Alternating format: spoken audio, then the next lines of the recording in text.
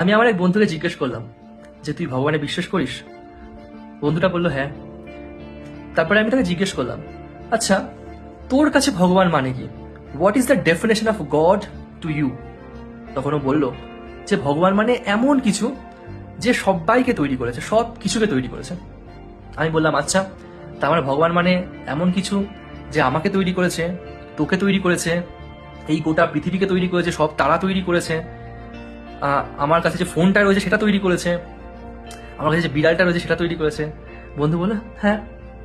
আমি বললাম আচ্ছা, তাহলে যদি ভগবান মানে এমন কিছুই হয় যেটা সবাইকে তৈরি করেছে, সব কিছু তৈরি করেছে, তাহলে কি আমরা হিগস বোসন পার্টিকেলটাকে ভগবান বলতে পারি না?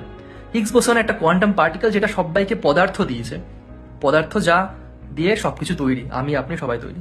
তখন বন্ধুটা বললাম না, ভগবান মানে এমন কিছু যে সবাইকে নিয়ন্ত্রণ করছে, সবকিছুকে নিয়ন্ত্রণ করছে, চালনা করছে।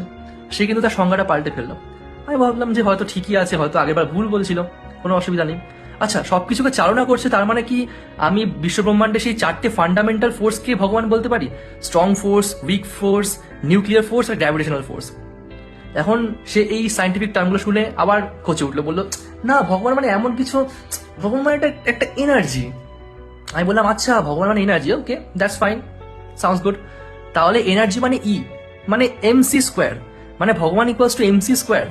তখন সেই বন্ধুটা আবার খুঁজে গেল, তখন ভাবছে এবং ভেবে বললো যে না, ভগবান মানে বুঝতে পারছিস না, ভগবান হলো একটা একটা ফ্রিকোয়েন্সি।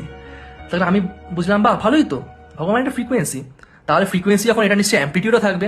এটা অ্যাম্পলিটিউডটা কি? আচ্ছা, এটা কি রেডিও ওয়েভ রেঞ্জে রয়েছে নাকি এটা অন্য কোনো রেঞ্জে রয়েছে? এটা কি তাহলে অডিবল রেঞ্জে রয়েছে নাকি আউটসাইড অডিবল রেঞ্জে রয়েছে? এটার ফ্রিকোয়েন্সি রেঞ্জটা কত? তখন বন্ধুটা আবার কনফিউজ হয়ে গেল। লাস্টে অনেক ভেবে বললো যে ভগবান হলো একটা পজিটিভিটি। আমি বললাম যে আচ্ছা, তাহলে এগুলো ফ্রিকোয়েন্সি এনার্জি কিছুই নয়, এটা পজিটিভিটি, মানে এটা একটা সেন্সেশন, একটা সেন্সারি ইনপুট। আচ্ছা, তাহলে ভগবান কি ডোপামিন? ভগবান কি তাহলে একটা হরমোন যেটার ফলে আমাদের মধ্যে পজিটিভ ফিলিংটা আসে? তখন বন্ধুটা পুরোই কনফিউজ হয়ে হাল ছেড়ে দিল।